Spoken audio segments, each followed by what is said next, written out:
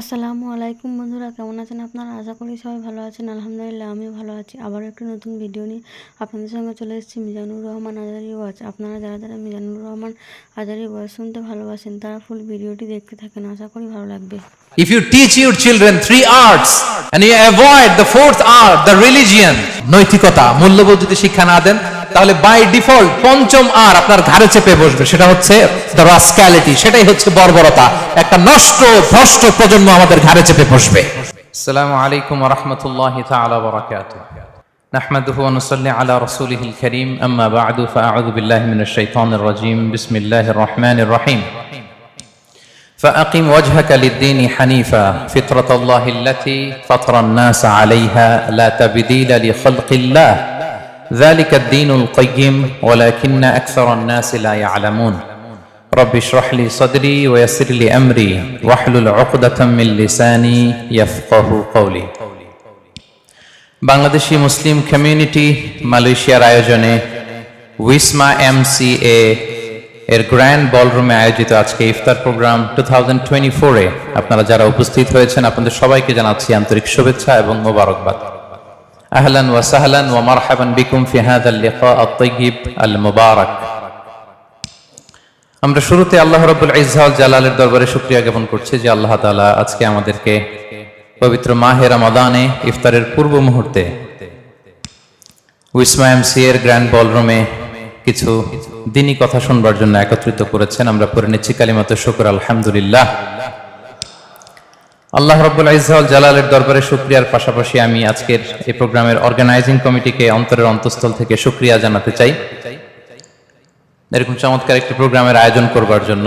পাশাপাশি মালয়েশিয়ার বিভিন্ন ব্যবসায়ী ভাইয়েরা, কর্মজীবী ভাইয়েরা, স্টুডেন্ট, কিছু বোনেরাও এসেছে আমি দেখতে পাচ্ছি, কচিকাচা সোনা মনিরা যারা এসেছে, প্রেস, মিডিয়া, সাংবাদিক, ভলান্টিয়ার্স, আমি সবাইকে পবিত্র রমাদানুল মুবারকের শুভেচ্ছা জানাচ্ছি।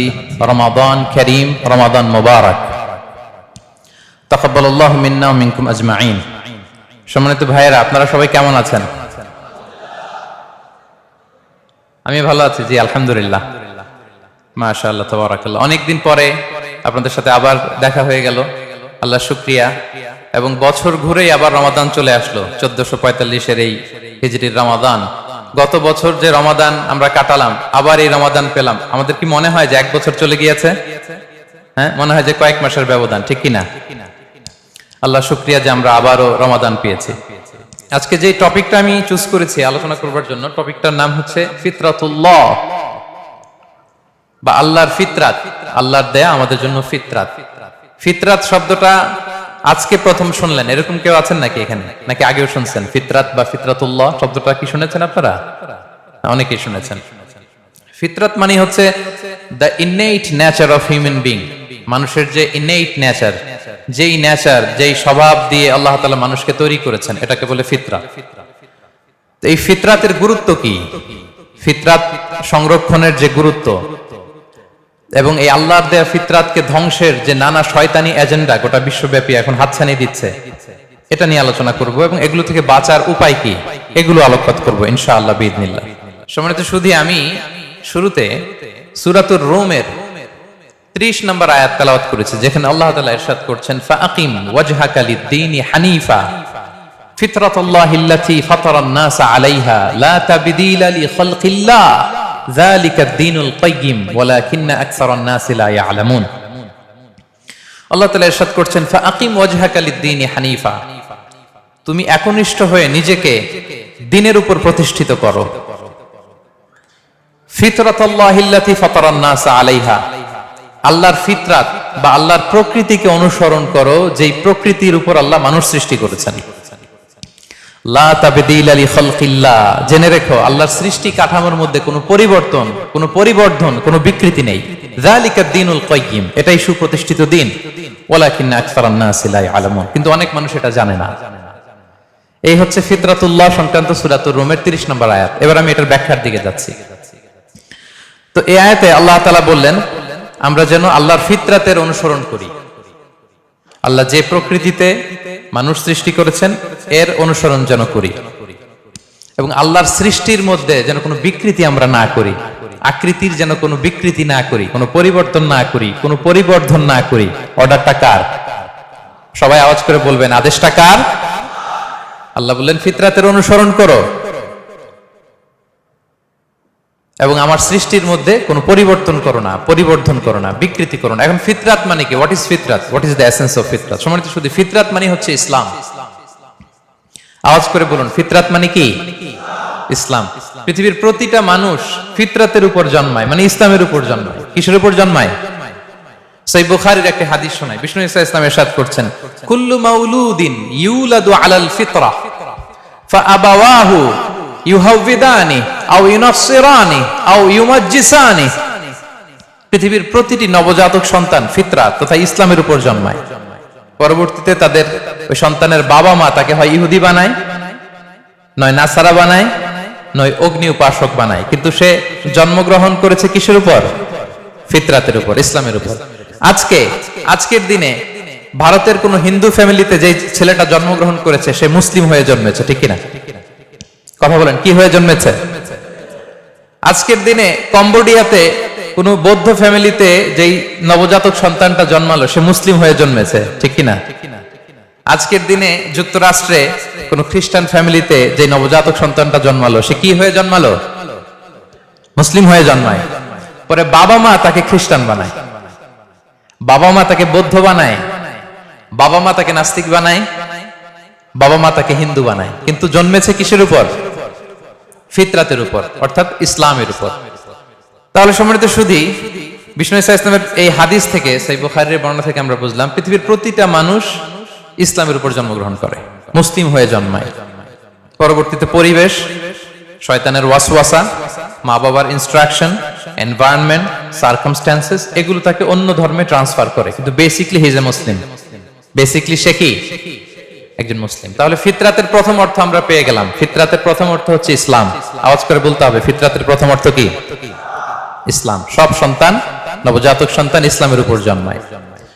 তো ফিতরাত অর্থ যে ইসলাম, এটা এমন ইসলাম যেটা মানুষের স্বভাবজাত ধর্ম, স্বভাবজাত বৈশিষ্ট্য, এবং ইসলামের সবকিছু প্রকৃতির সাথে পুরোপুরি সামঞ্জস্যশীল। আলহামদুলিল্লাহ।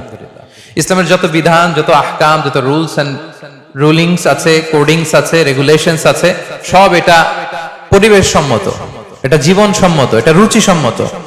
ইসলামের কোন বিধান আপনার রুচির সাথে কন্ট্রাডিক্ট করবে না। সুবহানাল্লাহ পড়বেন না? কি চমৎকার ধর্ম আমরা পেয়েছি, আলহামদুলিল্লাহ। আমি অনেক ফিরিস্তি দিতে পারবো অন্যান্য ধর্মের, ওইদিকে আমি যেতে চাই না, কোন ধর্মকে আমি ছোট করতে চাই না।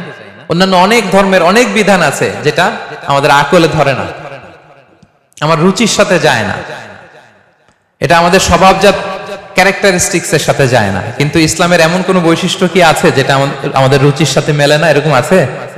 একটাও নাই। সুবহানাল্লাহ। তো এজন্য যার ফিতরাত নষ্ট হয়নি সে স্বাভাবিকভাবেই ইসলামের প্রতি আকৃষ্ট হবে। আই রিপিট, যে তার ফিতরাকে প্রিজার্ভ রেখেছে সে বাই ডিফল্ট ইসলামের প্রতি আকৃষ্ট হবে, তার ভালো লাগবেই। এর কারণ এই যে আমরা পৃথিবীতে বসবাস করছি এটাকে বলে আলামুদ দুনিয়া, দুনিয়ার জীবন। এরপরে আমরা যাব মৃত্যুর পরে আলামু আল বারজাখ, বারজাখের জগৎ। এই পৃথিবীতে আসার আগে আমরা ছিলাম আলামুল আরওয়াহে, রুহের জগতে। রুহের জগতের কিছু আমরা মনে করতে পারি না, কিন্তু সেই জগতে আমরা ছিলাম। তো রুহের জগতের এরকম একটা বিশাল কনফারেন্স হয়েছিল। ওই কনফারেন্সের হল রুমে আমরা আল্লাহর কাছে একটা কমিটমেন্ট করেছিলাম, বিশাল কনফারেন্স হল। আল্লাহ তাআলা সাইয়েদনা আদম আলাইহিস সালামের পিঠের মধ্যে হাত বুলিয়ে দিলেন, আর সাইয়েদনা আদম আলাইহিস সালামের পিঠ থেকে অযুত লক্ষ নিযুত কোটি কোটি রূহ বের হয়ে নিচে পড়লো, আলোর মতো করে কোটি কোটি রূহ বের হয়ে পড়লো। তো ওই রূহগুলোর মধ্যে আমাদের রূহ ছিল, আমরাও ছিলাম। তো সেখানে আল্লাহ তাআলা আমাদের একটা কভেনেন্ট নিয়েছেন, একটা এগ্রিমেন্ট, একটা স্বীকৃতি। সেটা কি? আল্লাহ তাআলা সেই রূহের জগতের কনফারেন্সে আমাদেরকে জিজ্ঞেস করেছিলেন, আলাস্তু বিরাব্বিকুম, আমি কি তোমাদের রব নই? আমরা কি বলেছিলাম? ক্বালু বালা ওয়া শাহিদনা, অবশ্যই অবশ্যই আল্লাহ তাআলা আপনি আমাদের রব, এবং আমরা সাক্ষী দিলাম, এবং আমরা সাক্ষী দিলাম। তো ওই যে রুহের জগতে আমরা যে আল্লাহকে কভেনেন্ট দিয়েছি, ওয়াদা দিয়েছি, ওই ওয়াদার কারণে ইসলামকে দুনিয়াতে আসার পর আমাদের বড্ড চেনা চেনা লাগে, আপন আপন লাগে। সুবহানাল্লাহ পড়ে। অনেক বৌদ্ধ বড়ুয়া আমার কাছে এসে দেখা করছে যে হুজুর আমি আপনার ওয়াজ শুনি, ধর্ম কি? কথা বলেন। আর হিন্দু কি পরিমাণে যে মুসলিম হয়েছে এটা তো আর পাবলিকলি আমি অ্যানাউন্সও করি না। কি পরিমাণে হিন্দু ভাইরা যে আমাদের আলোচনা শুনে এসে শাহাদা পড়ে ফেলছে এটার কোনো হিসাব নাই দেশে বিদেশে। এর কারণ ইসলামকে তার বড্ড চেনা চেনা লাগে, ইসলামের বিধানগুলো তার বড্ড আপন লাগে। ওই যে রূহের জগতে আমরা ইসলামের সাথে পরিচিত হয়ে এসেছিলাম। আল্লাহু আকবার। কোটি কোটি রূহের সামনে আল্লাহ বলেছিলেন আলাস্তু বিরাব্বিকুম, আমি কি তোমাদের রব নই? আমরা বলেছিলাম ক্বালু বালা, হ্যাঁ আপনি আমাদের রব। ওয়াশাহিদনা, আল্লাহ আমরা সাক্ষ্য দিলাম যে আপনি আমাদের রব। সেই রূহের জগতের এগ্রিমেন্টের কারণে এই দুনিয়াতে ইসলাম আমাদের চেনা চেনা লাগে। এজন্য আমাদের কাজ হচ্ছে খুবই কনস্ট্রাকটিভ ওয়েতে ইসলামের বিউটিকে নন মুসলিমদের কাছে তুলে ধরা। কিন্তু ওই সময় তো আমাদের নাই, আমাদের তো বাহাস করা লাগবে। কি করা লাগবে? বাহাস, একের সাথে অপরের বাহাস, একের সাথে অপরের দ্বন্দ্ব, ডিফারেন্সেস, কন্ট্রোভার্সি, এগুলো নিয়ে আমরা ব্যস্ত। কিন্তু আমরা যদি প্রকৃত the spirit of Islam, the true essence of Islam non মুসলিমদের কাছে ছড়িয়ে দিতাম, সব মুসলমান হয়ে যেত। পশ্চিমে আমি দেখেছি তারা স্ট্রিট দাওয়া করে, রাস্তার মধ্যে দাঁড়িয়ে কোরআন নিয়ে বসে থাকে, সুন্দর সুন্দর লিফলেট নিয়ে বসে থাকে, জেসাস ক্রাইস্টের জীবনী নিয়ে বসে থাকে, ওদেরকে এটা গিফট করে, ওদের প্রশ্নের উত্তর দেয়। 2-4 মিনিট দাওয়াতি কাজ করলে ইনস্ট্যান্ট দাঁড়িয়ে ওরা শাহাদা পড়ে ফেলে। সুবহানাল্লাহ পড়তে পারলেন না মজা করে? এর কারণ ইসলামকে তার বড্ড চেনা চেনা লাগে, আপন লাগে, সেই রূহের জগতে সেই এগ্রিমেন্টের কারণে। তাহলে ফিতরাতের 1 নম্বর অর্থ হচ্ছে ইসলাম। আওয়াজ করে বলুন তো, ফিতরাত মানে কি? কুল্লু মাউলুদিন ইউলাদু আলাল ফিতরা, প্রতিটি নবজাতক, অল দ্য নিউবর্ন বেবি, তারা ইসলামের উপর জন্মায়, পরে তাদের ধর্ম চেঞ্জ হয়। ফিতরাতের 2 নম্বর অর্থ হচ্ছে আরবিতে বলে আল কাবিলিয়া, মানে যোগ্যতা। কিসের যোগ্যতা? স্রষ্টাকে চেনার যোগ্যতা, স্রষ্টার বিধান মেনে চলার যোগ্যতা। এই যোগ্যতা প্রতিটা মানুষকে দিয়ে আল্লাহ সৃষ্টি করেছেন, আলহামদুলিল্লাহ। প্রত্যেকটা মানুষের এই যোগ্যতা আছে। ইভেন আফ্রিকার জঙ্গলে, আমাজনের ভিতরেও যে নৃগোষ্ঠীগুলো থাকে, যে ট্রাইবস গুলো থাকে, তারাও চিন্তা করলে স্রষ্টাকে চিনে যাবে। তারা যদি আকাশের দিকে তাকায়, তারা যদি বহতা নদীর দিকে তাকায়, তারা যদি বৃষ্টির মাঝখানে যে থান্ডারস্টর্ম, বিজলির দিকে তাকায়, তারা যদি বাতাসের এই যে ঝিরিঝিরি শব্দ এগুলোর দিকে তাকায়, তার মন, তার ফিতরাত, তার সেই রূহের জগতের কভেনেন্ট তার মধ্যে একটা টিউনিং করবে যে একজন না একজন থাকা চাই, এই কন্ট্রোলার, একজন নিয়ন্ত্রক, একজন মহা ব্যবস্থাপক এই মহাবিশ্বে একজন থাকতেই হবে, ঠিক কিনা? তার মন তাকে সায় দেয়। তাহলে ফিতরাতের 1 নম্বর অর্থ হচ্ছে ইসলাম। আমরা সবাই ইসলামের উপর জন্মেছি। ফিতরাতের 2 নম্বর অর্থ হচ্ছে আল কাবিলিয়া বা যোগ্যতা, স্রষ্টাকে চেনার যোগ্যতা। প্রতিটি মানুষের মধ্যে আল্লাহ তাআলা এই যোগ্যতা দিয়েছেন। তাহলে ফিতরাতের অর্থ মোটামুটি ক্লিয়ার না সবার কাছে? 1 নম্বর অর্থ কি? সবাই বলুন, ইসলাম। 2 নম্বর যোগ্যতা। কাকে চেনার যোগ্যতা? আল্লাহকে চেনার যোগ্যতা দিয়ে আল্লাহ তাআলা আমাদের তৈরি করেছেন। এবং নিজেকে আল্লাহর কাছে পূর্ণরূপে সমর্পণ করাটাই হচ্ছে ফিতরাতের দাবি, কমপ্লিট সারেন্ডার। এটা হচ্ছে ফিতরাতের দাবি। দ্য ডিমান্ড অফ ফিতরা হচ্ছে ডানে বায়ে না, কমপ্লিট সারেন্ডার।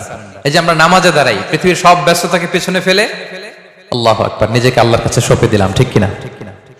আমরা যখন রোজা রাখি, ঘরের ভেতরে যখন একা থাকি, পৃথিবীর কেউ দেখে না, তৃষ্ণায় গলা ফেটে যায়, তারপরে 1 ঢোক পানি খাই, দিস ইজ ফিতরাত। ইজহার আর রেদা পরে লাব্বাইক লাব্বাইক বলে আরাফাতের ময়দানে কাঁদি, এক সত্তাকে ডাকি, তিনি কে? দিস ইজ ফিতরাত। তাহলে নিজেকে আল্লাহর কাছে পূর্ণরূপে সমর্পণ করাটাই হচ্ছে ফিতরাতের দাবি। সুনান ইবনে মাজার একটা হাদিস শোনাই। রাসূল সাল্লাল্লাহু আলাইহি ওয়াসাল্লাম এক সাহাবাকে বললেন, ইদা আখাযতা মাদজাআকা আও আওয়াইতা ইলা ফিরাশিক ফাকুল। এক লোক রাসূল সাল্লাল্লাহু আলাইহি ওয়াসাল্লাম বললেন, তুমি যখন রাতে বিছানায় ঘুমোতে যাও তখন একটা দোয়া পড়বে। আমরা তো শুধু একটা দোয়াই পড়ি, বিসমিকা আল্লাহুম্মা আমুতু ওয়া আহইয়া, এটা পড়েন আপনারা না? আল্লাহুম্মা বিসমিকা আমুতু ওয়া আহইয়া, এই একটা দোয়াই পড়ি। কিন্তু রাসূল সাল্লাল্লাহু আলাইহি ওয়াসাল্লাম ঘুমের আগেও আরো চমৎকার চমৎকার অনেক দোয়া পড়তেন। ওই সাহাবীকে বিষ্ণু সাল্লাল্লাহু আলাইহি ওয়াসাল্লাম বললেন, ইদা আওয়াইতা ইলা ফিরাশিক, তুমি যখন রাতে বিছানায় ঘুমোতে যাবা তুমি এই দোয়াটা পড়বা। দোয়াটা কি? আল্লাহুম্মা ইন্নী আসলামতু ওয়াজহি ইলাইক ওয়া ফাওয়াদতু আমরি ইলাইক ওয়া আলজাতু যহরি ইলাইক রাগবাতান ওয়া রাহবাতান ইলাইক লা মালজা ওয়া লা মানজা মিনকা ইল্লা ইলাইক আল্লাহুম্মা আমানতু বিকিতাবিকাল্লাযী আনসালতা ওয়া নাবিয়্যিকাল্লাযী আরসালতা। পড়েন আপনারা, এটা পড়েন? অনেকে বলে হুজুর শুনিই তো নাই কোনোদিন, পড়বো কিভাবে? এই যে আজকে আলোচনা করলাম, এটা রেকর্ডে থাকবে, আপনারা শুনে মুখস্থ করে নেবেন। রাসূল সাল্লাল্লাহু আলাইহি ওয়াসাল্লাম বলেছেন যখন ঘুমোতে যাবা এই দোয়াটা পড়বা। দোয়াটা দেখেন কত চমৎকার, কিভাবে নিজেকে আল্লাহর কাছে সমর্পণ করবেন, সঁপে দিবেন। দেখেন রাসূল বলেন তুমি এটা পড়বা, আল্লাহুম্মা ইন্নী আসলামতু ওয়াজহি ইলাইক, আল্লাহ আমি আমার সত্তাকে আপনার দিকে সমর্পিত করলাম। ওয়া ফাওয়াদতু আমরি ইলাইক, আল্লাহ আমি আমার সব কাজকে আপনার কাছে সুপর্দ করলাম। ওয়া আলজাতু যাহরি ইলাইক, আল্লাহ আমার পিঠকে আমি আপনার কাছে আশ্রয় রাখলাম। সুবহানাল্লাহ পড়বেন না? আমরা যখন ঘুমাই আমাদের পিঠটা বিছানার মধ্যে লাগাই না? আল্লাহ আমার সত্তাকে আপনার কাছে আমি সমর্পিত করলাম, আল্লাহ আমার সব কাজকে আপনার কাছে আমি সঁপে দিলাম, আল্লাহ আমার পিঠটাকে আপনার কাছে আমি আমানত রাখলাম। লা মালজা ওয়ালা মানজা মিনকা ইল্লা ইলাইক, আল্লাহ আপনি ছাড়া আশ্রয় দেওয়ার কেউ নাই, আল্লাহ আপনি ছাড়া আমাদের মুক্তি দেওয়ার কেউ নাই। আল্লাহ আপনি যে রাসূল পাঠিয়েছেন সে রাসূলের প্রতি আমি ঈমান আনলাম। আল্লাহ যে কিতাব আপনি আসমান থেকে পাঠিয়েছেন ওই কিতাবের উপর আমি ঈমান আনলাম। সুবহানাল্লাহ পড়েন। বিষ্ণু সাল্লাল্লাহু আলাইহি ওয়াসাল্লাম বলেন যখন কেউ এই দোয়াটা পড়বে রাত্রিবেলা, ফা ইন মিত্তা, ওই মিন লাইলাতিকা, ওই রাতে যদি তুমি মারা যাও, মিত্তা আলাল ফিতরা, তুমি ফিতরাতের উপর মৃত্যুবরণ করবে। ওয়া ইন আসবাহতা আসবাহতা ওয়া ক্বাদ আসাবতা খাইরান কাসীরা, আর যদি রাতে মৃত্যু না হয় তুমি বেঁচে যাও তাহলে ওই দিনে তুমি প্রভূত কল্যাণ লাভ করবে। সুবহানাল্লাহ। তাহলে বলেন এই দোয়াটা পড়ার দরকার আছে না নাই? এই দোয়াটা যদি কেউ পড়ে সে মারা গেলে ওই রাতে ফিতরাতের উপর মারা যাবে। ফিতরাতের প্রথম অর্থ কি বলছিলাম? সবাই বলতে হবে, কি বলছিলাম? তাহলে এই দোয়া পরে রাতে মারা গেলে সে মুসলিম হয়ে মারা যাবে, ঠিক কিনা? তাহলে ফিতরাত, what is the essence of ফিতরাত, মোটামুটি বুঝে আসতেছে না আপনাদের? টপিকটা একটু নরম হয়ে আসছে না? আচ্ছা আরো নরম করে দিচ্ছি আপনাদের কাছে। এই পৃথিবীতে যা কিছু কল্যাণকর, যা কিছু স্বাভাবিক, যা কিছু ভালো, তাই ফিতরাত। সহজ হয়ে গেছে না? সহজ হয়েছে? এই পৃথিবীতে যা কিছু স্বাভাবিক, যা কিছু কল্যাণকর, যা কিছু ভালো, তাই ফিতরাত। আওয়াজ করে বলুন তো, তাই কি? ফিতরাত। মেরাজের রাতে বিশ্বনবী সাল্লাল্লাহু আলাইহি ওয়াসাল্লাম যখন ঊর্ধ্বাকাশে গেলেন, ঊর্ধ্ব জগতের ভ্রমণে গেলেন, তখন রাসূল সাল্লাল্লাহু আলাইহি ওয়াসাল্লামকে দুইটা বোতল দেয়া হলো। কয়টা বোতল? এক বোতলে দুধ, আরেক বোতলে মদ। আওয়াজ করে বলেন, এক বোতলে, সবাই বলে নাই, আওয়াজ করে বলুন তো, এক বোতলে, আরেক বোতলে, একসাথে বলুন, এক বোতলে, আরেক বোতলে, উতিতু বিইনাআইন। রাসূল সাল্লাল্লাহু আলাইহি ওয়াসাল্লাম বললেন আমাকে দুটো বোতল দেয়া হলো, ফি আহাদিহিমা লাবান, একটাই দুধ, ওয়া ফিল আখিরি খামর, আরেকটাই ওয়াইন মানে মদ। এটা দিয়ে জিবরাইল আমাকে বলল, ফাকিল আলী খুয আইয়াহুমা শিতা, নবী হে যেটা ভালো লাগে নেন। অপশন দিয়ে দিল, চুজ করেন কোনটা নেবেন, দুধ না মদ। রাসূল সাল্লাল্লাহু আলাইহি ওয়াসাল্লাম বলেন, ফা আখাযতু লাবানা ফাশারিবতু, আমি দুধের বোতল নিলাম এবং সেটা পান করলাম। ফাকালা হুদিতাল ফিতরা, আসছে ফিতরাত। এবার জিবরাইল আলাইহিস সালাম বললেন, you are guided to the ফিতরা, আপনি ফিতরাতটাই গ্রহণ করেছেন। আল্লাহু আকবার। আরেক বর্ণনায় এসেছে, আও আসাবতাল ফিতরা, you have taken the right path, you are on the track of ফিতরা। নবী হে আপনি ফিতরাটা গ্রহণ করেছেন, সঠিকটা নিয়েছেন। আমা ইন্নাকা লাও আখাযতাল খামরা, দুধের বোতল না নিয়ে যদি মদের বোতল নিতেন, গাওয়াত উম্মাতুক, আপনার পুরো উম্মাহ ভ্রষ্ট হয়ে যেত, মিসগাইডেড হয়ে যেত। এবার বলেন, মদের বোতল, দুধের বোতল, কল্যাণকর কোনটা? স্বাভাবিক কোনটা? ভালো কোনটা? হেলদি ডায়েটরি কোনটা? তাহলে ফিতরা কাকে বলে বুঝে গেছেন? টপিকটা নরম হইতেছে, নরম হচ্ছে, সহজ হচ্ছে। তাহলে পৃথিবীতে যেটা কল্যাণকর, যেটা ভালো, যেটা রুচিসম্মত, সেটাই ফিতরা। সেটাই কি? আচ্ছা আরো সহজ করি। ফিতরাতের কিছু নিদর্শন রাসূল সাল্লাল্লাহু আলাইহি ওয়াসাল্লাম হাদিসে বলেছেন। এক হাদিসে বলেছেন 5টা, আর এক হাদিসে 10টা। কি কি? রাসূল সাল্লাল্লাহু আলাইহি ওয়াসাল্লাম বলেছেন, খামসুন মিনাল ফিতরা, 5টা জিনিস আছে যেটা ফিতরাতের অন্তর্ভুক্ত। কি? এক নম্বরে আল খিতান, সারকামসিশন। খিতান বুঝুন তো, সুন্নাতে খাতনা, এটা ন্যাচারাল, এটা হেলদি, স্বাস্থ্যকর। বাংলাদেশে কিন্তু এই খাতনা নিয়েও এখন ষড়যন্ত্র হচ্ছে, ঠিক কি না? দেখবেন যে হসপিটালে খাতনা করাচ্ছে বাচ্চার, ওই বাচ্চা মরে যাচ্ছে, এরকম ঘটনা আছে না নাই?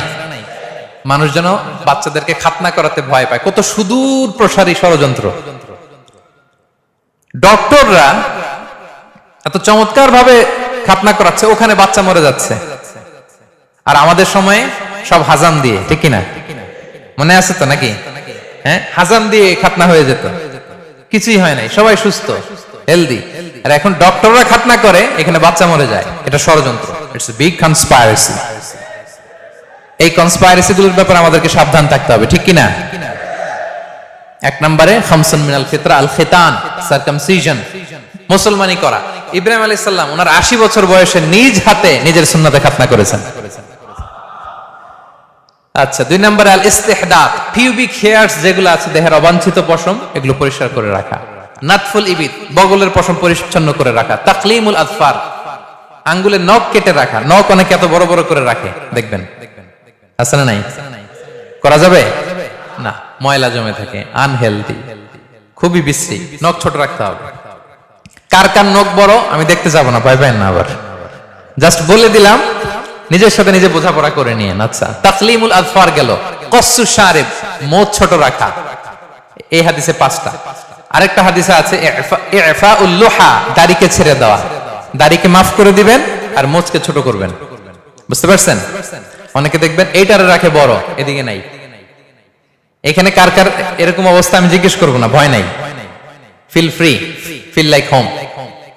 আপনি সানন্দে আলোচনা শুনেন। জাস্ট এই টেক অ্যাওয়ে মেসেজ নিয়ে যাবেন। This message is a take away message for today. সাথে করে নিয়ে যাবেন, নিজেকে রাতের বেলা জিজ্ঞেস করবেন কি করা দরকার। সব নবীরা দাঁড়িয়ে রেখেছেন। এবং দৃশ্যমান এই একটা সুন্নাহ নিয়ে কবরে যাওয়া যায়। সাথে করে আর কিছু নিয়ে যেতে পারবেন? আপনার দামি ব্লেজার তো সাথে যাবে, তাই না? হ্যাঁ, আইফোন 15, 16 যাবে না? ব্যাংক ব্যালেন্স, জুয়েলারি, অর্নামেন্টস, সঞ্চয়পত্র, এফডিআর, হ্যাঁ, বিএমডব্লিউ যাবে না। দৃশ্যমান দেখা যায়, অ্যাপারেন্টলি দেখা যায়, দৃশ্যমান একটা সুন্নাহ নিয়ে আপনি কবরে যেতে পারবেন। এটা কি? দাড়ি। যারা দাড়ি রাখছেন না তাদের কাছে জাস্ট প্রশ্ন রাখলাম, ভাববেন যে আমার রাখা উচিত কিনা। আমি জোরাজুরি করি না, কখনো জোরাজুরি করি না, কারণ জোরাজুরি না করে আমি ফল পাইছি বেশি, আলহামদুলিল্লাহ। জাস্ট মানুষের কাছে উপস্থাপন করি, হয়ে যায়, মানুষ গ্রহণ করে, আলহামদুলিল্লাহ। জাস্ট উপস্থাপন করলাম। যারা এটা বড় করেন নাই, বড় করে দিবেন, মুখ ছোট করে ফেলবেন। আচ্ছা, তারপর লাজুকতা, লজ্জা, লজ্জাশীলতা, এটা ফিতরাতের অন্তর্ভুক্ত। মেসওয়াক করা ফিতরাতের অন্তর্ভুক্ত। মেসওয়াক করেন তো আপনারা? রাসূল সাল্লাল্লাহু আলাইহি ওয়াসাল্লামের ইন্তেকালের আগে সর্বশেষ আমল মেসওয়াক। প্রিয় ভাইরা, মেসওয়াক করবেন। সব নবীরা যেগুলো বললাম লিস্ট, আরেক হাদিসে আছে মাদমাদা, ইস্তিনশাক, নাকে পানি দেওয়া, কুলি করা, গার্গেল করা, মানে ক্লিনলিনেস। দেখেন ইসলাম ফিতরাতকে কিভাবে আমাদের কাছে প্রেজেন্ট করেছে। ক্লিনলিনেস, পরিচ্ছন্নতা যেখানে ইসলাম আছে সেখানে। বিষ্ণু সাল্লাল্লাহু আলাইহি ওয়াসাল্লাম পারফিউম দিতেন, মেসওয়াক করতেন, সব সময় টিপটপ থাকতেন, পরিষ্কার পরিচ্ছন্ন থাকতেন। এগুলো অল এবং ফিতরা, এটা ফিতরাতের অন্তর্ভুক্ত। তো তাহলে ফিতরাত কি জিনিস? What is the essence of ফিতরা? আপনাদের কাছে ক্লিয়ার হয়েছে? আলোচনার এই পর্যায়ে এসে ফিতরাত কি এটা বুঝতে পারছেন না সবাই? এবার বলেন, এই ফিতরাতকে আমাদের আঁকড়ে ধরার দরকার আছে না নাই? আমাদের থেকে আমাদের ফিতরাত যদি কেউ সরিয়ে দিতে চায়, হ্যাঁ, মানবো আমরা? বলেন, ফিতরাত সরিয়ে দেওয়া মানে আমার মুসলিম আইডেন্টিটি সরিয়ে দেওয়া। ফিতরাত সরিয়ে দেওয়া মানে আমার শেকড় থেকে আমার কানেকশনকে বিচ্ছিন্ন করে দেওয়া। এজন্য ফিতরাতের সাথে আমাদের অ্যাটাচমেন্ট, কানেকশনের দরকার আছে না নাই? বলেন, কানেকশন লাগবে তো ফিতরাতের সাথে? লাগবে। আমরা যেন আমাদের ফিতরাতকে প্রিজার্ভ করি, সংরক্ষণ করি। কিন্তু ব্যাপারটা তো এত সহজ না। আপনাকে তো আপনার ফিতরাত নিয়ে থাকতে দেওয়া হবে না। নানামুখী দেশি বিদেশি কনস্পাইরেসি এর জাল আপনাকে আষ্টে পৃষ্ঠে রাখবে, দেশে বিদেশে নানাভাবে। এখন কিভাবে আমাদের এই ফিতরাতকে, আল্লাহর দেয়া ফিতরাতকে, এই শয়তানের নষ্ট করার যে শয়তানি এজেন্ডা, এগুলো কি কি দুই একটা আমি আলোকপাত করবো, এবং এগুলো থেকে বাঁচার উপায় কি সেটা আলোকপাত করে আজকের আলোচনা আমি শেষ করব। কনক্লুডিং রিমার্কস টানবো সময়তে শুধু। তাহলে আমরা আলোচনার এ পর্যায়ে এসে বুঝতে পারলাম আল্লাহর দেয়া এই ফিতরাতকে আমাদের সংরক্ষণ করতে হবে, এবং আল্লাহর দেয়া ফিতরাতকে ধ্বংস করার নানা আয়োজন আমাদের সমাজের মধ্যে আছে। আমাদেরকে বেঁচে চলতে হবে, প্রিকশাস থাকতে হবে, প্রিকশন মেজারমেন্ট নিতে হবে, সাবধানে থাকতে হবে। কিভাবে আমাদের এই ফিতরাতকে ধ্বংস করা হচ্ছে? দেখেন, এক নাম্বার, আমাদের লাইফস্টাইলকে চেঞ্জ করে দেওয়া হচ্ছে। নাম্বার 1, আমাদের লাইফস্টাইলে ব্যাপক চেঞ্জ এসেছে লাস্ট কয়েক দশকে। আপনি দেখেন, সিম্পল একটা উদাহরণ যদি বলি, আল্লাহ কোরআনে বলেছেন সূরা নাবাতে ওয়াজআলনাল লাইলা লিবাসা ওয়াজআলনান নাহারা মাআশা, আমি রাতকে বানিয়েছি ঘুমের জন্য, লিবাস মানে এটা অন্ধকারের আবরণ দিয়ে গোটা বিশ্বকে ঢেকে দেয়।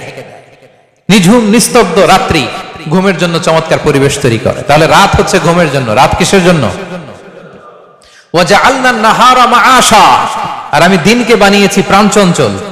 দিনের বেলা আপনি কাজ করবেন, সূর্য আছে, এনার্জি পাবেন। তাহলে রাত হচ্ছে ঘুমের জন্য, দিন হচ্ছে কাজের জন্য। দেখেন শয়তান এটা চেঞ্জ করে দিচ্ছে। এখন রাতে আমাদের অনেকের ঘুম আসে না। এই যে এটা, এই ডিভাইস আসক্তি আমাদের ঘুমাতে দেয় না। একজন বলছে ঠিক, এই সমস্যাটা আছে না ভাই? হ্যাঁ, এই ডিভাইস আসক্তি আমাদেরকে রাতে ঘুমোতে দেয় না। আমাদের রাত্রিবেলার আরামের ঘুম কেড়ে নিয়েছে এই ডিভাইস। সূর্য যখন ডুবে যায় আমাদের দেহ থেকে একটা হরমোন নিঃসরিত হয়, এটার নাম মেলাটোনিন। ডাক্তার যারা আছেন আপনারা জানবেন, মেলাটোনিন যখন নিঃসরিত হয় আমাদের একটা ঝিমুনি ঝিমুনি ঘুম ঘুম ভাব আসে, ইজিলি ঘুমানো যায়। আবার যখন সূর্য সকালবেলা ওঠে এই মেলাটোনিন কমতে থাকে, আবার আপনি এনার্জেটিক হয়ে উঠবেন, এনথিউজিয়াস্টিক হয়ে উঠবেন, আপনি কর্মচঞ্চল হয়ে উঠবেন, আবার কাজ করতে পারবেন। এই সার্কেলকে শয়তান চেঞ্জ করে দিতে চায়, আমরা যেন রাতে ঘুমাতে না পারি। যত আয়োজন আছে না নাই, হ্যাঁ, নাইট ক্লাব, নাইট লাইফ, রাতের এইটা সেইটা, মোবাইল, মুভি, হ্যাঁ, আছে না নাই বলেন? অনেকেরই এখন যে সমস্যা, ইনসমনিয়া সমস্যা, রাতে ঘুম আসে না, ইনসমনিয়া। আপনি বলেন গ্রামে যারা বড় হয়েছেন বাংলাদেশে, রাত 8টা-9টার দিকে আমাদের দাদা পরদাদারা ঘুমায়া একেবারে শেষ। রাত 9টার দিকের একটা অজপাড়া গায়ের বাংলাদেশের গ্রাম কল্পনা করেন তো, আজ থেকে 30 বছর আগে একটা লোকও কি জেগে আছে? 9টায় জেগে আছে। রাত 12টা-1টা বাজতে এদের প্রথম দফা শেষ ঘুম, ঠিক কিনা? যখন আমাদের বেডে যাওয়ার সময়ও হয় না, 12টা-1টাতে আমাদের বেডে যাওয়ারও সময় হয় না, ঠিক কিনা? আমাদের লাইফস্টাইল কিভাবে চেঞ্জ করছে দেখছেন? হ্যাঁ, আমাদের লাইফস্টাইলকে এইভাবে কৌশলে চেঞ্জ করে দেয়া হচ্ছে। Let's move on. আমরা এবার যদি আমাদের ডায়েটরির কথা খেয়াল করি, আমরা যা খাই দেখেন এটাও করাপ্ট করে ফেলছে, আমাদের খাদ্যাভ্যাস পরিবর্তন করে দিচ্ছে। আমরা এখন কি খাই দেখেন, খেয়াল করে দেখেন, প্রসেসড ফুড খাই। হ্যাঁ, টিনজাত দ্রব্য যেটা আছে খাদ্য, এটা আমরা খাই। জাঙ্ক ফুড খাই, ফাস্ট ফুড খাই, জেনেটিক্যালি মডিফাইড আমরা ফুডগুলো খাই। ফলে আগে আমাদের মুরব্বীরা, বাপ দাদারা যে এনার্জি পেত, ওই এনার্জি আমাদের গায়ে নাই, ঠিক কিনা বলেন? আমাদের ফুড করাপ্ট হয়ে গেছে।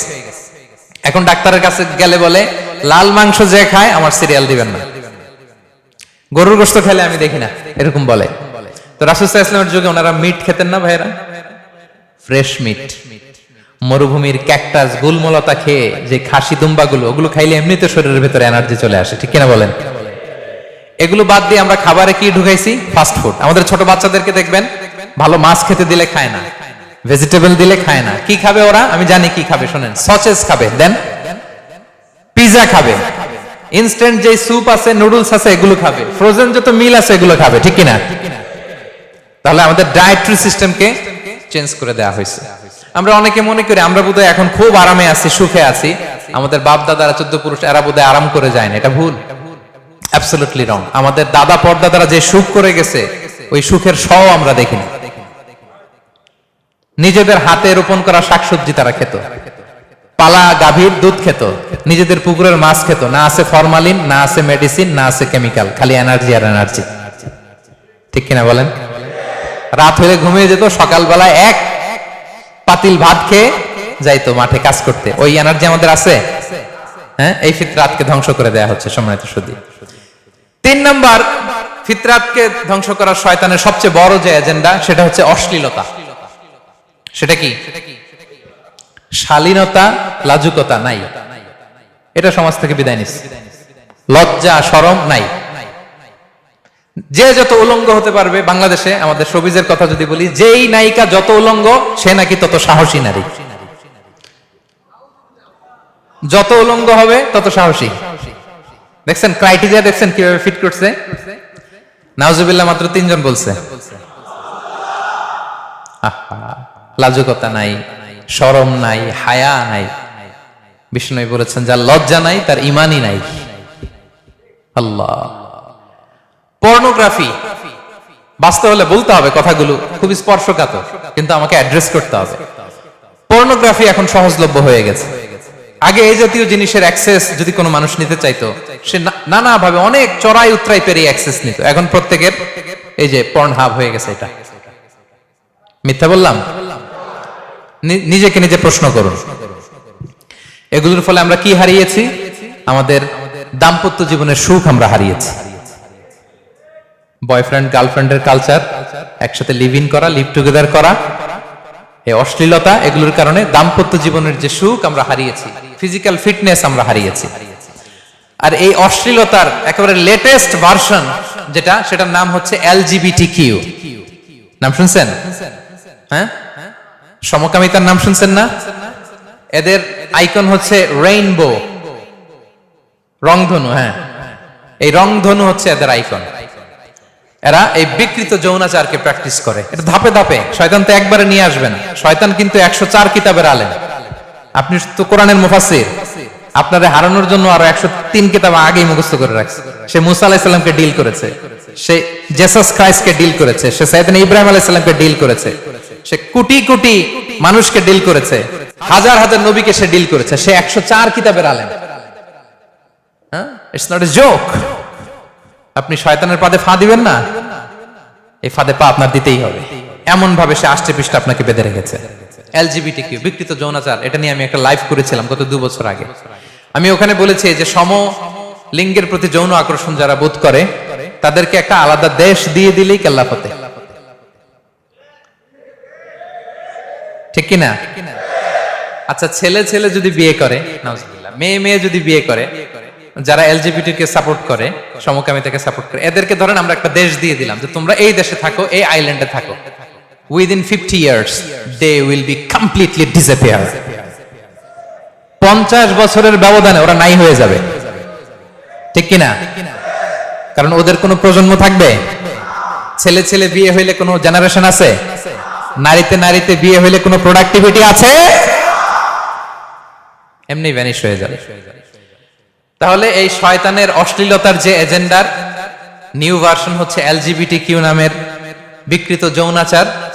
এটা যখন পৃথিবীর সব ধর্ম অপোজ করতে শুরু করেছে, নতুন যে লেটেস্ট ভার্সন আসছে সেটার নাম হচ্ছে ট্রান্সজেন্ডারিজম। নাম শুনছেন? ট্রান্সজেন্ডার নামটা শুনেন না আপনারা? এই যে আমাদের বাংলাদেশে আমাদের শরীফ থেকে শরীফ এই তো পেয়ে গেছে। এটা নিয়ে তো আমি স্ট্যাটাস দিছি, ওইটা তো জাতীয় দৈনিকগুলোতে কভার হয়েছে, গোটা দেশে ব্যাপক শেয়ার হয়েছে, আলেম ওলামারা প্রতিবাদ জানিয়েছে, সচেতন মা বাবারা কনসার্ন হয়েছে, শিক্ষা মন্ত্রণালয় এটা নিয়ে ব্রিফিং করতে বাধ্য হয়েছে, সাময়িকভাবে এগুলো সব সরায় নিতে বাধ্য হয়েছে। আলহামদুলিল্লাহ বলে এত খুশি হওয়ার সুযোগ নাই। You have to own your religion. আপনার ধর্মকে আপনার স্ট্রিক্টলি ওন করতে হবে। ঠিক কিনা? এগুলোর বিরুদ্ধে শক্ত প্রতিবাদ করতে হবে। ট্রান্সজেন্ডারিজম, এইটার মতো ভাউতাবাজি আজ পর্যন্ত পৃথিবীতে দ্বিতীয় কিছু আবিষ্কার হয় নাই। আজকে যখন বলা শুরু করছি একটু বলি।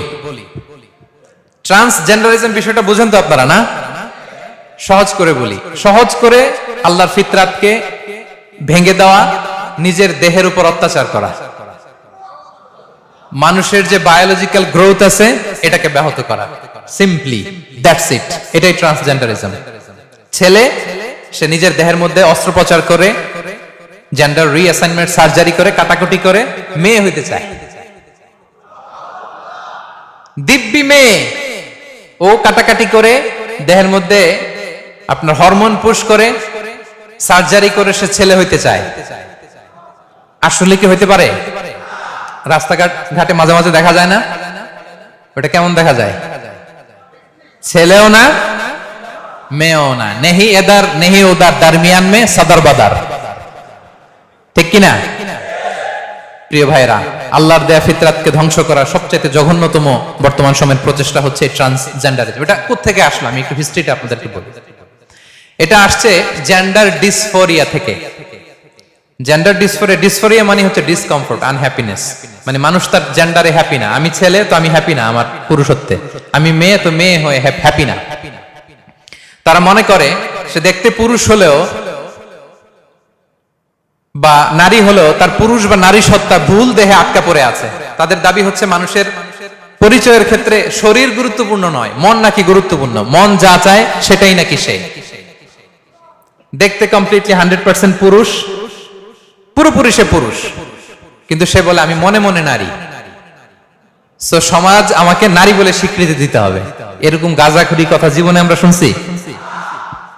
দেখতে দিব্যি নারী, ওই নারীর মেনস্ট্রুয়েশন পিরিয়ডও হয়, আবার সে গর্ভবতীও হয়, কিন্তু বলে আমি মনে মনে পুরুষ, আমাকে পুরুষ স্বীকৃতি দিতে হবে। চিন্তা করছেন? দেখতে পুরো পুরুষ, 2 বাচ্চার বাপ, বলে মনে মনে নারী। তারপরে নারীদের কস্টিউম নেয়, বেশভূষা নেয়, হরমোনাল ট্রিটমেন্ট করে, সার্জিক্যাল ট্রিটমেন্ট করে। ছেলে থেকে নারী হতে চায়, নারী থেকে ছেলে হতে চায়। কেন হতে চায়? বলে জেন্ডার ডিসফোরিয়ার কারণে। আমি হ্যাপি না, আমি যে ছেলে এতে আমি হ্যাপি না। এই জেন্ডার ডিসফোরিয়া, জেন্ডার থিওরির এই কথাটা, এটা পুরোপুরি ইমানের সাথে সাংঘর্ষিক। কিভাবে আমি বুঝাই দিচ্ছি। আমাদের ইসলামের ইমানের একটা বুনিয়াদী শিক্ষা হচ্ছে আর রিদা বিল কদা। আল্লাহর যে ফয়সালা, ওই ফয়সালায় আপনাকে হ্যাপি থাকতে হবে। আমি ছেলে হিসেবে যে দুনিয়াতে আসছি, আমার ইচ্ছা আসছি না? আমার ইচ্ছায় বলে। কার ইচ্ছায়? আচ্ছা, আমার স্ত্রী সে যে নারী, এটা কি তার ইচ্ছায় নারী হয়েছে? বানিয়েছে কে? আমার পিতা কে হবে, আমি কোন বংশে আসবো, কোন দেশে আসবো, আমার ইচ্ছায় আসছি? এই ফয়সালাটা দিয়েছে কে? প্রিয় ভাইরা, আর রিদা বিল কদা, আল্লাহর ফয়সালাকে আপনার মেনে নিতে হবে, পরিপূর্ণভাবে মেনে নিতে হবে। আর রিদা বিল কদা, আল্লাহর যে ফয়সালা, এই ফয়সালা আপনাকে মেনে নিতেই হবে। কারণ আমরা যে ঈমান আনি, ওই ঈমানের স্বীকৃতিতে আমরা বলেছি আমানতু বিল্লাহি, আমরা আল্লাহর উপর ঈমান আনলাম, ওয়া মালাইকাতিহি, ফেরেশতাদের উপর, ওয়া কুতুবিহি, আল্লাহর কিতাব, ওয়া রুসুলিহি, রাসূল। এরপরে কি বলি? ওয়া বিল কদরি খাইরিহি ওয়া শাররিহি মিনাল্লাহি তাআলা, ভাগ্যলিপির উপর আমরা ঈমান আনি। আর ভাগ্যটাকে ফিক্স করে দিয়েছে কে? বিষ্ণু ইসা ইসলাম যখন দোয়া করতেন, তিনি বলতেন মাদিন ফিয়া হুকমুক আদলুন ফিয়া কদাউক, আল্লাহ তুমি আমার ব্যাপারে যে ফয়সালা নিয়েছো এটাই ইনসাফ, এটাই জাস্টিস, এর চেয়ে বড় জাস্টিস আর হতে পারে না। ঠিক কি না? আমাকে ছেলে বানিয়ে কি আল্লাহ আমার উপর বেইনসাফি করছে? আসতে বলেন কেন? বেইনসাফি করেছে? হ্যাঁ, যারা নারী তাদেরকে নারী বানিয়ে কি আল্লাহ বেইনসাফি করেছে? আল্লাহ যেটা ফিক্স করেছেন সেটাই।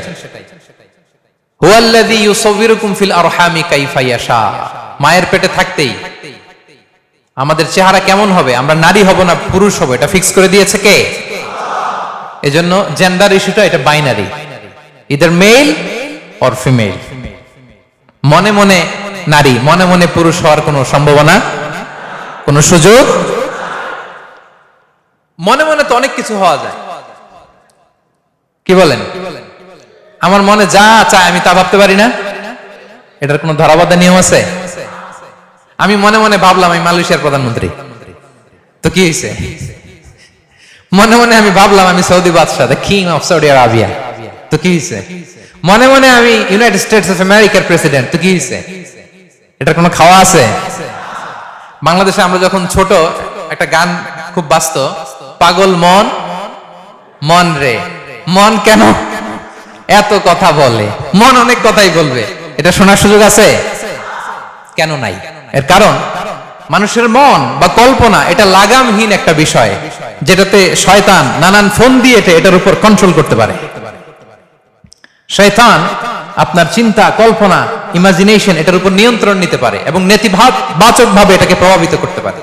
খুব দ্রুত শয়তান এটাকে পরাস্ত করতে পারে, যদি না আপনার মন ওহির জ্ঞান দিয়ে আলোকিত হয়। যারা ওহির জ্ঞানে আলোকিত, এনলাইটেন্ড বাই দ্য রেভেলেশন, তার মনকে পরাস্ত করা এত সোজা না। এজন্য শয়তানের কাজ হচ্ছে আপনার মনের উপর নিয়ন্ত্রণ নেবে। আল্লাহ তাআলা বলছেন ওয়া যায়্যানা লাহুমুশ শাইতানু মা কানু ইয়ামালুন, তাদের এই খারাপ কাজগুলোকে শয়তান ডেকোরেট করে, বিউটিফাই করে, গ্লোরিফাই করে, সিগনিফাই করে আপনার সামনে উপস্থাপন করে। এটা শয়তানের কাজ। এবং এই আকৃতির বিকৃতি ঘটানো, এটা শয়তান আল্লাহকে চ্যালেঞ্জ দিয়েছিল। নাউযুবিল্লাহি মিন যালিক। শয়তান বলেছিল ওয়ালা আমুরান্নাহুম ফালা ইউগাইয়িরুন্না খালকাল্লাহ, আল্লাহ আপনি আমার জান্নাত থেকে বের করে দিলেন, আপনি আমাকে অপমান করে শয়তানুর রাজিম বানালেন, অভিশপ্ত শয়তান, আমিও দেখে নেব। ওয়ালা আমুরান্নাহুম, আমি আপনার বান্দাদেরকে আদেশ করব, ফালা ইউগাইয়িরুন্না খালকাল্লাহ, আপনার বান্দারা তাদের আকৃতি বিকৃতি করবে। দেখবেন অনেকে এই জায়গায় ছিদ্র করে একটা দুল পরে, আছে না নাই? এই যে এখানে দেখছেন, পুরুষ হয়ে এখানে দুল পড়বে, জিব্বার মধ্যেও রিং লাগায় অনেকে, এই চোখের এখানে ছিদ্র করে,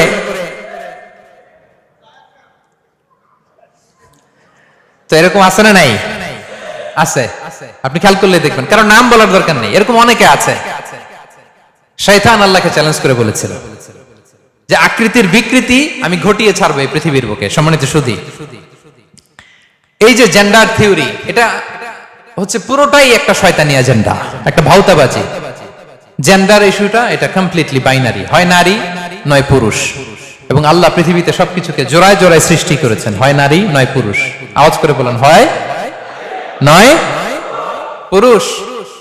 আল্লাহর সৃষ্টিকে চাইলেই বদলে ফেলা যায় না। তিনি মানুষকে জোড়ায় জোড়ায় সৃষ্টি করেছেন, এই জোড়াকে ভেঙে দেওয়ার ক্ষমতা গোটা বিশ্বের কারো নাই। সুস্পষ্ট ভাবে আল্লাহ তাআলা সূরা নিসায় বলেছেন, ইয়া আইয়ুহান নাস ইত্তাকু রাব্বাকুমুল্লাযী খালাকাকুম মিন নাফসিন ওয়াহিদা ওয়া খালাকা মিনহা যাওজাহা ওয়া বাসসা মিনহুমা রিজালান কাসীরান ওয়া নিসা। আদম আলাইহিস সালামকে বানালেন, সেখান থেকে হাওয়াকে বানালেন, আদম হাওয়া থেকে পৃথিবীর লক্ষ লক্ষ নারী পুরুষকে তিনি বানিয়েছেন, ঠিক কি না? সূরা হুজুরাতে আল্লাহ বললেন, ইয়া আইয়ুহান নাস ইন্না খালাকনাকুম মিন যাকারিন ওয়া উনসা। হে মানব সকল, আমি এক নারী এক পুরুষ থেকে তোমাদের সবাইকে সৃষ্টি করেছি। ওই পুরুষটার নাম কি? আদম আলাইহিস সালাম। নারীটার নাম কি? হাওয়া আলাইহিস সালাম। এবং সূরা আলে ইমরানে আল্লাহ তাআলা বলেছেন, ওয়ালাইসা যাকারু কাল উনসা, and the male is not like female.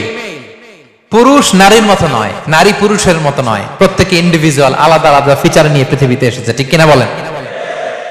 এখন এই ভাউতাবাজি যদি কেউ আপনারা গিলাইতে চায় গিলবেন, শোনাইতে চাইলে শুনবেন? এই এজেন্ডাগুলোকে স্থান দেওয়া যাবে? এখন যেমনি শক্তভাবে না বলছেন, সব জায়গায় এরকম না বলে দিবেন, পারা যাবে তো? গোটা বিশ্বব্যাপী পশ্চিমারা এটা গিলাইতে চায়। উগান্ডা কিছুদিন আগে LGBTQ নিজেদের দেশে নিষিদ্ধ করে দিছে, মৃত্যুদণ্ড তারা জারি করছে যারা এটা করবে, প্রমাণিত হবে। এটার সাথে সাথে যুক্তরাষ্ট্র তাদের ফান্ডিং বাতিল করে দিয়েছে IMF এর মাধ্যমে, সব বাতিল। আমাদের সবচাইতে দামি অ্যাসেট হচ্ছে ঈমান। আমাদের সবচাইতে দামি অ্যাসেট কি? ঈমান। তাহলে আমরা বুঝলাম, সুস্থ কোন পুরুষ হরমোন চেঞ্জ করে, কাটাকাটি করে, সার্জারি করে নারী হতে পারবে? সুস্থ নারী কাটাকাটি করে, হরমোন চেঞ্জ করে পুরুষ হতে পারবে? পারবে না। এখানে অনেকে হিজরা, ইন্টারসেক্স যারা হার্মোফ্রোডাইট, তাদের সাথে ব্যাপারটাকে মিলিয়ে ফেলে। না, হিজরা ইজ এ ডিফারেন্ট ইস্যু। ইংরেজিতে বলে ইন্টারসেক্স, হিজরা।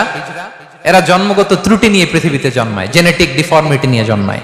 ইংরেজিতে বলে DSD, disorder of sex development. লাখখানিক মানুষের মধ্যে দুই একজন হিজরা থাকবে, কিন্তু সুস্থ দিব্যি পুরুষ নারী হতে পারবে? সুস্থ দিব্যি নারী পুরুষ হতে পারবে? তাহলে হিজরার ইস্যুটা আলাদা, এদের ক্রোমোজোমের মধ্যে একটু ঝামেলা থাকে, ফলে তারা চিকিৎসা নিতে পারবে। রাসূল সাল্লাল্লাহু আলাইহি ওয়াসাল্লামের যুগেও হিজরা ছিল, তবে কোন হিজরা যদি বলে এটা আমার জন্য পরীক্ষা, আমি এটার মধ্যেই থাকবো, এতেও সে সওয়াব পাবে, কিন্তু সে ট্রান্সফার হতে পারবে, শিফট হতে পারবে। তাহলে এই ট্রান্সজেন্ডারিজমের ভাউতাবাজি কি ক্লিয়ার? হ্যাঁ, এটা মানসিক রোগ, যার মনের মধ্যে সমস্যা সে চিকিৎসা নেবে।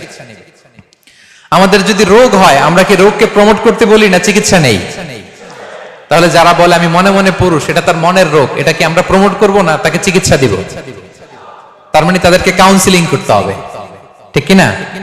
এদেরকে বুঝাবেন, কাউন্সিলিং করবেন, এদের হেদায়েতের জন্য দোয়া করবেন। ইসলাম এ ব্যাপারে স্পষ্ট হুঁশিয়ারি দিয়েছে। কি হুঁশিয়ারি?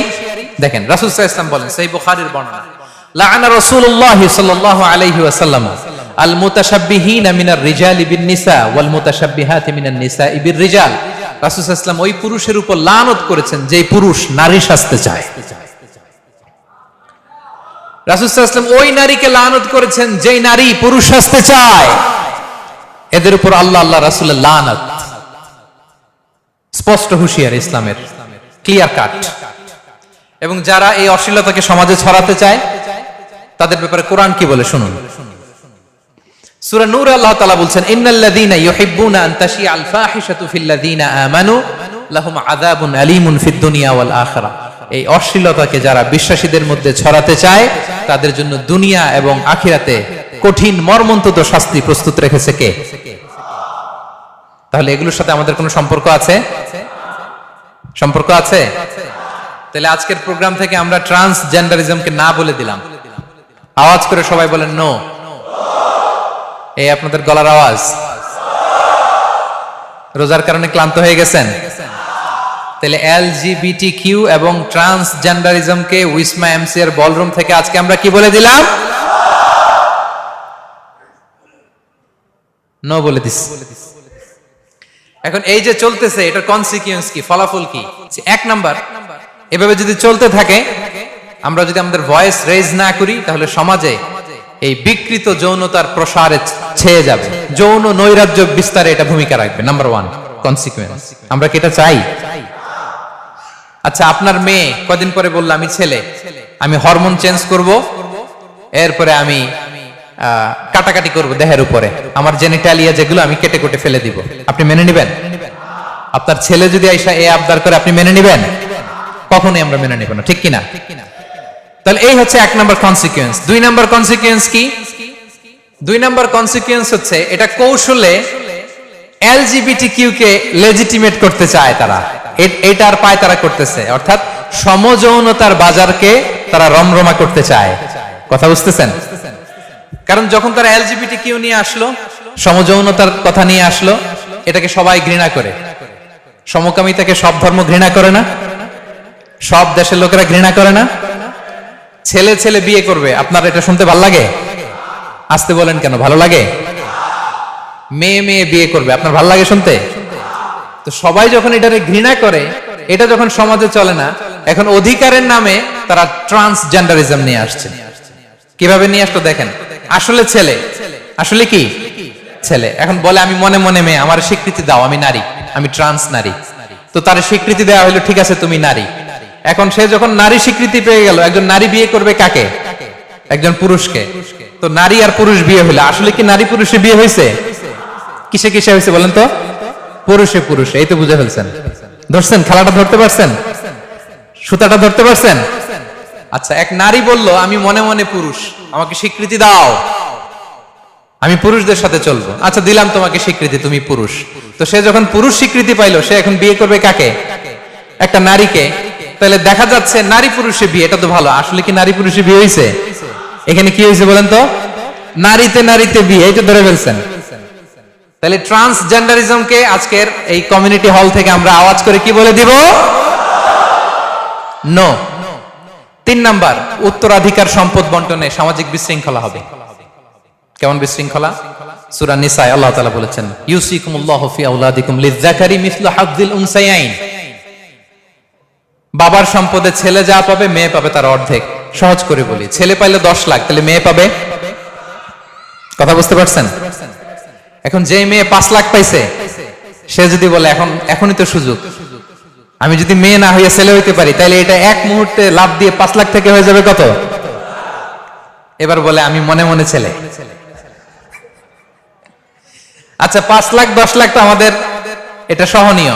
বাংলাদেশের শিল্পপতি যারা আছে, যারা 10,000 কোটি টাকার মালিক, হ্যাঁ 8,000 কোটি টাকার মালিক, তো শিল্পপতির এক শিল্পপতির মেয়ে, সে মেয়ে হওয়ার কারণে মনে করেন সে পাচ্ছে 2,500 কোটি টাকা।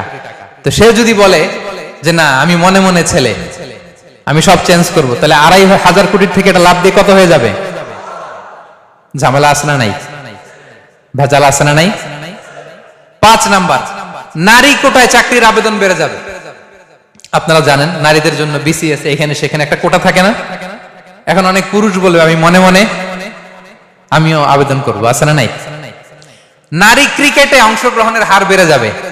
আচ্ছা, আমাদের সাকিব আল হাসানের সাথে, আমাদের তামিম ইকবালের সাথে আমাদের নারী ক্রিকেটাররা কুলায় পারবে? Very easy. আলাদা। ছেলেরা খুব অ্যাগ্রেসিভ হয়, আগ্রাসী হয়। আমাদের যে হরমোন, বয়ঃসন্ধিকালে আমাদের যে হরমোনটা নিঃসরিত হয়, এটাকে বলে ইংরেজিতে টেস্টোস্টেরন। এই টেস্টোস্টেরনের কারণে পুরুষরা খুব অ্যাগ্রেসিভ হয়, শক্তিশালী হয়, তাদের মাসেল শক্ত হয়, পাওয়ারফুল হয়। তো আমাদের নারী ক্রিকেটাররা তো স্বভাবতই আল্লাহর সৃষ্টির কারণে পুরুষদের সাথে পারার কথা না। তো এই নারী ক্রিকেটে যে পুরুষরা অংশগ্রহণ করবে, ঠিক কিনা? কথা কি বুঝতেছেন? নারীদের নামাজের জায়গায় যে ঢুকবে, নারীদের ওয়াশরুমে যে ঢুকবে, শপিং মলে যে চেঞ্জ রুম আছে, ওইখানে এ ঢুকবে, এখানে ও ঢুকবে, ওইখানে। এখন আপনি তো আইডেন্টিফাই করতে পারবেন না, সব তো মনে মনে চলতেছে। কথা বলেন, সব চলতেছে কোথায়? নারীদের হোস্টেলে যে ছেলেরা থাকবে, মেয়েদের জেলখানায় ছেলেরা যায় ঢুকবে। খোদ আমেরিকাতে এই ঘটনা ঘটছে। এক পুরুষ, এক কে বলে আমি মনে মনে নারী, স্বীকৃতি দাও। আমেরিকাতে তো ইজি স্বীকৃতি দিল। এবার সে ক্রাইম করছে, তাকে জেলখানায় নিয়ে যাচ্ছে। ঘটনা বুঝতেছেন?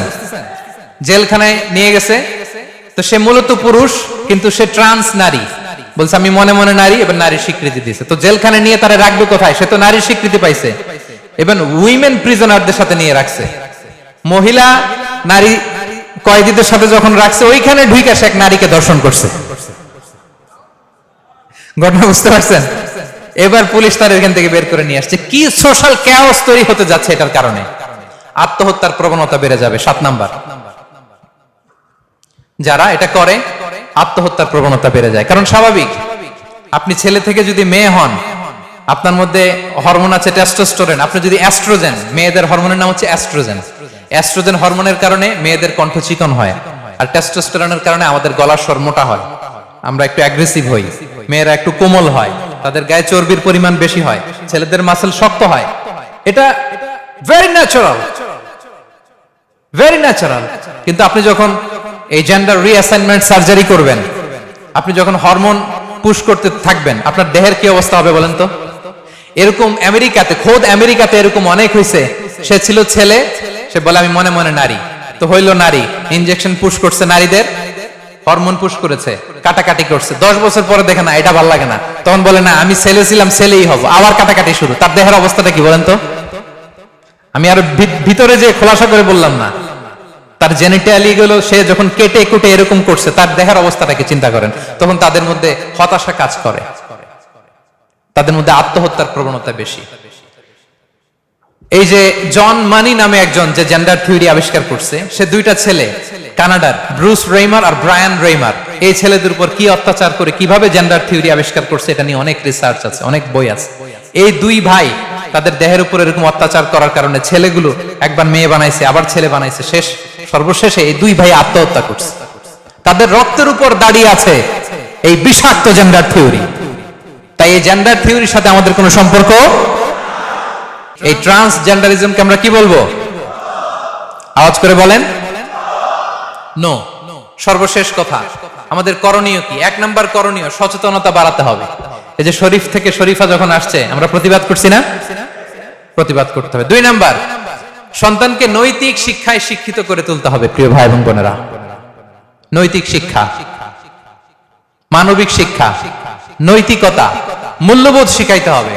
If you teach your children 3 arts and you avoid the 4th art, the religion, you will get the 5th art, the rascality. একটা বিখ্যাত উক্তি, if you teach your children 3 arts, reading, writing and arithmetic, আপনি যদি আপনার ছেলে মেয়েকে লেখাপড়া, হিসাব নিকাশ শিক্ষা দেন, and you avoid the 4th art, 4 number আর যদি শিক্ষা না দেন, ওই আর হচ্ছে রিলিজিয়ান, মানে ধর্ম। সেটা কি?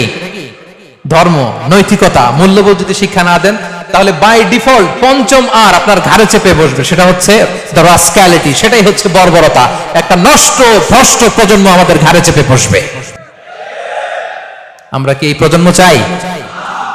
তাহলে আমরা আমাদের সন্তানদেরকে যেন নৈতিক শিক্ষায় শিক্ষিত করে তুলি। 3 নাম্বার, বেশি বেশি তারবিয়া প্রোগ্রাম চালু করতে হবে, সন্তানদেরকে তারবিয়া প্রোগ্রামে নিতে হবে। নতুন কিছু তারবিয়া প্রোগ্রামের অ্যানাউন্সমেন্ট আসবে, আমরা জানাবো আপনাদেরকে। টাইমলি ম্যারেজকে জনপ্রিয় করে তুলতে হবে, সময় মতো বিয়ে। শেকড়ে ফিরে যেতে হবে আমাদেরকে, কারণ বিয়ের শেকড় জান্নাতে। বিয়ের শেকড় কোথায়? প্রথম যে বিয়েটা, এটা কি দুনিয়াতে হয়েছে না জান্নাতে? আদম আলাইহিস সালাম, হাওয়া আলাইহিস সালামের বিয়ে কোথায় হয়েছে? জান্নাতে। তাহলে আমরা টাইমলি ম্যারেজকে প্রমোট করব। 5 নাম্বার, কন্টিনিউয়াস লার্নিং প্রসেসে থাকতে হবে। ইসলাম হচ্ছে নলেজ বেসড রিলিজিয়ন। ইকরা বিসমি রাব্বিকাল্লাযী খালাক, read in the name of your lord who has created. আমাদের ইসলামের কোরআনের প্রথম আয়াত কি? ইকরা, মানে পড়ো। প্রথম কথা কি? পড়ো, জানো। তাহলে বাঁচতে হলে জানতে হবে। বাঁচতে হলে এই যে বাংলাদেশ মুসলিম কমিউনিটি আপনাদের জন্য এই কষ্ট করে দিনরাত খেটে এই প্রোগ্রামগুলো আয়োজন করে, এখানে আমাদের জানার সুযোগ আছে না নাই? এই প্রোগ্রামগুলোতে রেগুলার আপনারা আসবেন তো? 6 নাম্বার, দিনকে ইসলামকে ভেতর থেকে ওন করতে হবে। উই ওন আওয়ার রিলিজিয়ন, ঠিক কিনা? এই যে আমাদেরকে দাড়ি রাখতে দেয় না, আমরা দাড়ি লম্বা করে দিব। আমাদেরকে বিশ্ববিদ্যালয়গুলোতে গণ ইফতার করতে দেয় না, আমরা গোটা বাংলাদেশে ইফতার প্রোগ্রাম করে সয়লাভ করে দেব। আমাদেরকে বোরকা পড়তে দেয় না, আমি আরো বেশি ইসলামিক হব, আরো বেশি হেজাব পরব, আরো বেশি নেকাব পরব, আমার রিলিজিয়নকে আমি ওন করব, ঠিক কিনা? ওন করতে হবে। আপনি যে মুসলমান এটা নিয়ে আপনাকে প্রাউড ফিল করতে হবে। সর্বশেষ 7 নাম্বার হচ্ছে দ্বীনি সার্কেল মেইনটেইন করতে হবে। We have to maintain a very good circle. আপনি যাদের সাথে মিশবেন, বসবেন, সেটার একটা ইনফ্লুয়েন্স, প্রভাব আপনার জীবনে আছে না নাই? তাহলে সম্মানিত সুধী, যে আয়াত দিয়ে শুরু করেছিলাম সেটা দিয়ে শেষ করি। ফাআকিম ওয়াজহাকা লিদ-দীনি হানিফা ফিতরাতাল্লাহিল্লাতী ফাতারান নাসা আলাইহা লা তাবদীলা লিখালকিল্লাহ যালিকা হুয়াদ দীনুল কাইয়্যিম ওয়ালাকিন্না আকসারান নাসি লা ইয়ালামুন। তুমি তোমার নিজেকে একনিষ্ঠভাবে দ্বীনের দিকে মনোনিবেশ করাও এবং আল্লাহর ফিতরাতের অনুসরণ করো, যে ফিতরাতের উপর আল্লাহ তাআলা মানুষকে সৃষ্টি করেছেন। আল্লাহর সৃষ্টি কাঠামোর মধ্যে কোনো পরিবর্তন বিকৃতি নাই, এটাই সুস্পষ্ট দ্বীন। অধিকাংশ মানুষই জানে না, ঠিক কিনা? আমরা যেন আমাদের দ্বীনকে আরো মজবুত ভাবে ওন করতে পারি, আল্লাহ তৌফিক দান করুক, পড়ুন আমিন। আমরা যেন আমাদের ফিতরাতকে আঁকড়ে ধরতে পারি এবং ফিতরাতকে ধ্বংস করার নানা ধরনের যে শয়তানি এজেন্ডা, এটার বিরুদ্ধে যেন আমরা অবস্থান নিতে পারি। আমরা সবাই পড়ি আমিন। সম্মানিত সুধী, আল্লাহ তাআলা যে ফিতরাতের উপর আমাদেরকে সৃষ্টি করেছেন, আমরা সব সময় যেন এই ফিতরাতের উপর অবশিষ্ট থাকতে পারি। আল্লাহ আমাদের সবাইকে কথাগুলো বোঝার ও আমল করার তৌফিক দান করুক। হাযা মা ইনদি ওয়াল ইলমু ইনদাল্লাহ আলাইহি তাওয়াক্কালতু ওয়া ইলাইহি উনীব। ওয়াসসালামু আলাইকুম ওয়া রাহমাতুল্লাহি ওয়া বারাকাতুহু।